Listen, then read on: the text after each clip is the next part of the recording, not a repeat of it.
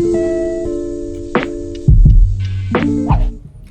semua, selamat datang di channel YouTube aku, di Atika Gunardo. Ini pertama kalinya aku buat video untuk tutorial.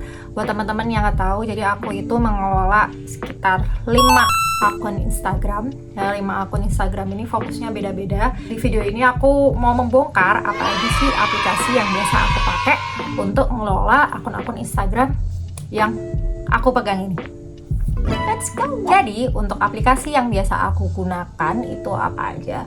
Untuk feed yang postingan foto atau flyer atau yang ada di feed itu biasanya aku menggunakan satu aplikasi Canva. Itu aku paling sering banget pakai Canva. Canva itu bisa aku pakai untuk feed yang 1:1 maupun untuk di Insta Story ataupun di Facebook Story. Pokoknya yang formatnya story itu biasanya aku juga pakai di Canva. Kenapa pakai Canva? Karena Canva tuh menurut aku paling cepat, paling ringkas, dan mereka itu fitur template-nya itu paling gampang mudahin kita sebagai desainer gitu loh. Jadi udah tinggal ngambil aja yang ada di template-template, terus habis itu dikerjain, selesai. Karena kita itu kerja di sosial media itu kan harus cepet ya, karena kita ngikutin apa namanya yang lagi tren apa, yang lagi dibutuhin apa gitu sekarang. Terus habis itu karena harus cepet mau ngepostingnya, makanya kalau aku lagi butuh cepet, lagi butuh ringkas, itu aku makanya Canva.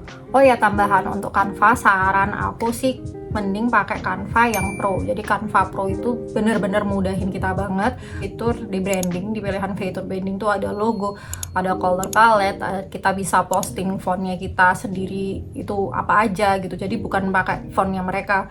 Setelah itu kita juga bisa bikin themes. Jadi di themes itu tuh nanti ada beberapa orang yang memang biasa kita kerja bareng sama kita gitu, bisa tahu project kerja kita tuh sampai mana. Terus itu juga ada planner.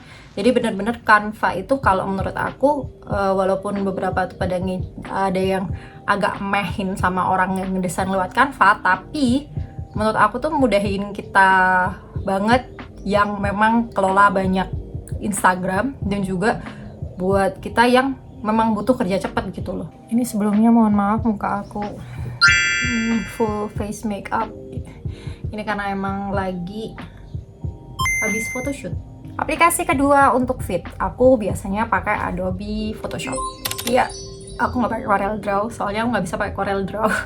Entah mengapa, jadi aku biasanya pakainya Adobe Photoshop. Di Adobe Photoshop itu kalau misalkan emang aku butuh editing yang lebih detail, kayak 3D di font atau shadow-nya lebih mantap lagi. Kalau di Canva memang bisa sih kayak gitu, tapi untuk detail 3D atau segala macamnya menurut aku di Canva itu tuh belum bisa lebih bagus gitu daripada yang dari Adobe Photoshop. Terus di Adobe Photoshop ya pastinya untuk hasil rendernya itu dia lebih HD daripada yang ada di Canva gitu. Jadi selain tadi udah Canva, Adobe Photoshop, ada lagi aplikasi yang kadang aku pakai yaitu Adobe Illustrator.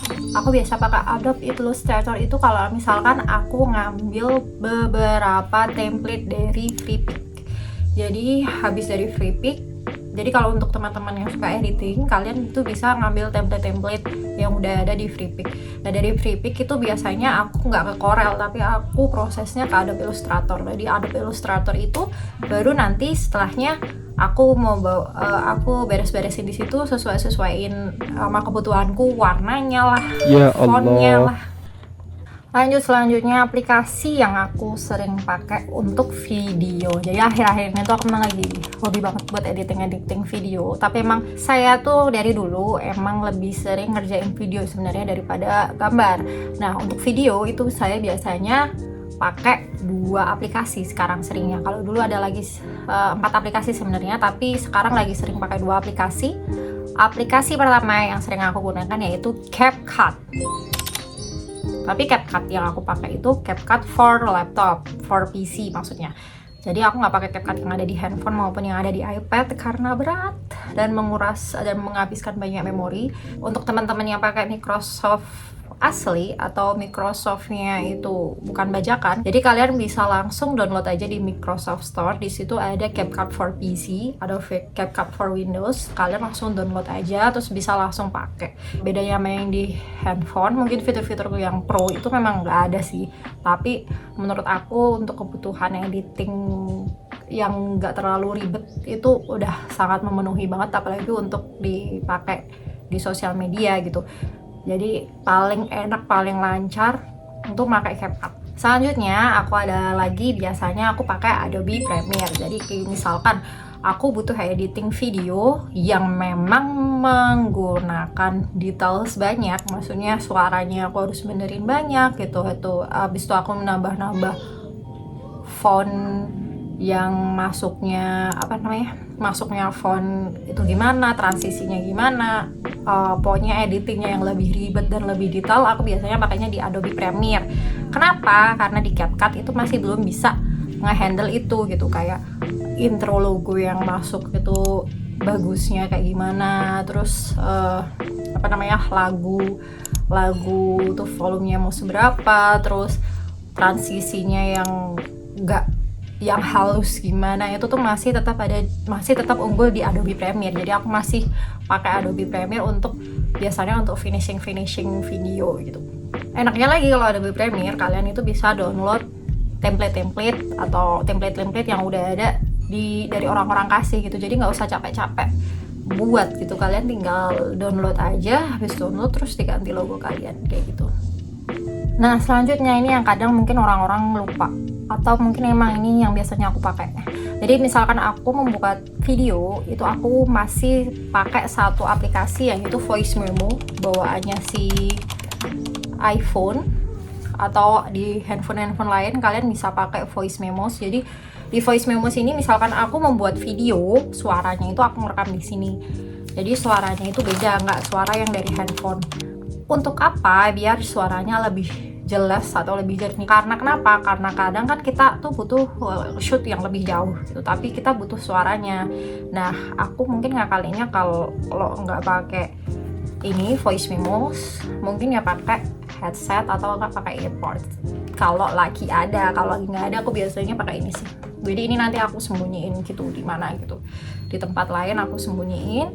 Terus habis ini ngerekam suara, terus nanti ngerekamnya tetap pakai ini. Nah, selanjutnya aplikasi apa lagi sih yang aku pakai untuk mengelola 5 akun itu? Karena aku mengelola hampir 5 akun. Nah, biar aku nggak postingnya ini kapan,